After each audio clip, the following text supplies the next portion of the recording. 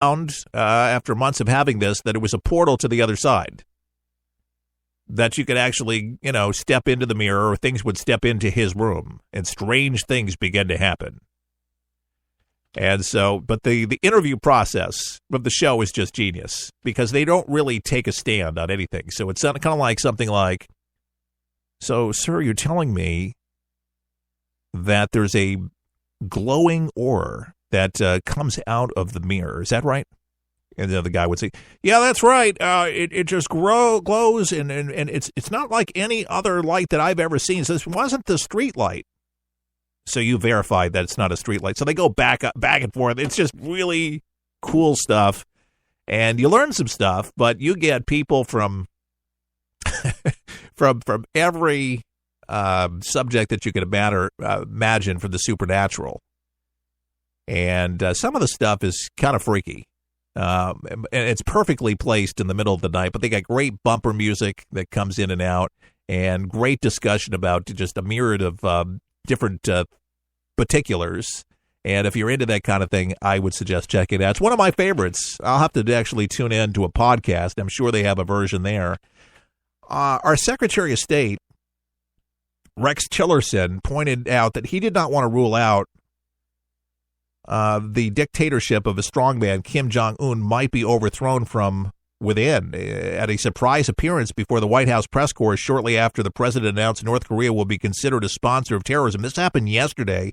Tillerson was asked by Newsmax whether there was any intelligence Kim could be overthrown, either by the military in Pyongyang or by what they called a strongman's own family. Well, Rex Tillerson, I quote, "I want to be a little careful about how I answer that." Tillerson told us, "You're well aware of a number of executions that have occurred within his inner circle, and within this many of the military, that many of the military people who are close to him. So I will leave it to your own interpretation." So kind of interesting. Maybe they've been hoping that for decades and decades. There's people like-minded within his direct contact that think like him, and they're in the military that would never cross him, and family that want to keep the dynasty going. Just like there was hardliners with Saddam Hussein that have grown up under this and just think that's the best thing. So they feel like if anybody feels differently, of course, off with their heads.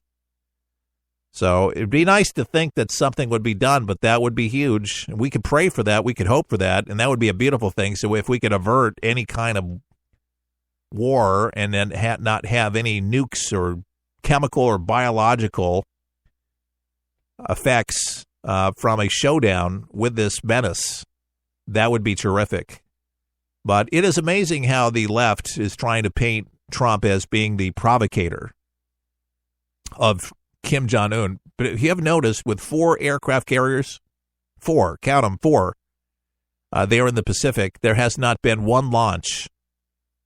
And with the noose tightening, with the sanctions, with not being able to enough gasoline, there's lines right now. It kind of reminds me of the lines in the 70s when I was a kid in the back of my mother's Woody station wagon.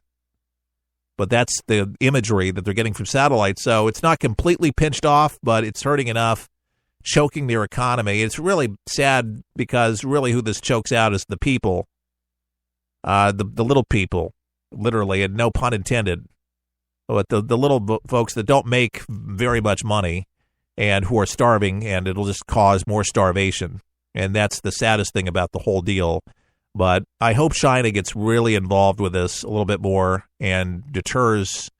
And I think they could have a greater force. And they could come out the heroes if they could actually control this guy. But I don't see like anybody can really control this man, especially if he wants to continue on with his tyranny and his bizarre behavior. And one of the most bizarre things is threatening us with nukes, and that he's going to destroy our allies with nuclearization. So not everybody can be trusted with nukes, and nor should anybody be trusted. But they have not shown with their human rights atrocities, which should be, in my opinion, the biggest drum that should be pounded upon, the New York Times, Washington Post has put stories out This should be a constant conversation from the United Nations with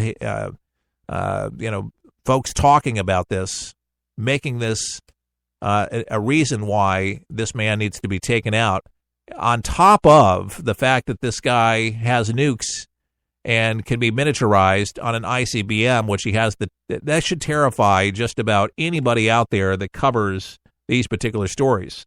Makes me nervous, should make everybody nervous. But I'm glad that Donald Trump is in power, that takes it very seriously. And now on the list, which should have been for a long time, on the leading state sponsor of terrorism, and on that top list here is North Korea now, finally.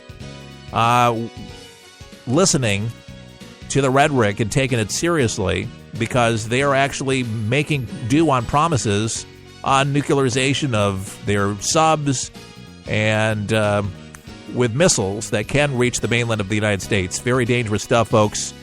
We'll stay on top of it, as we always do. We appreciate you joining us. If you like the show, share the show. Remember, we can be found on the internet at forthepeopleshow.com, on Facebook at For the People Show, and on Twitter at #TalkToKeithAllen. I'm Keith Allen with For the People. All the best. May God bless.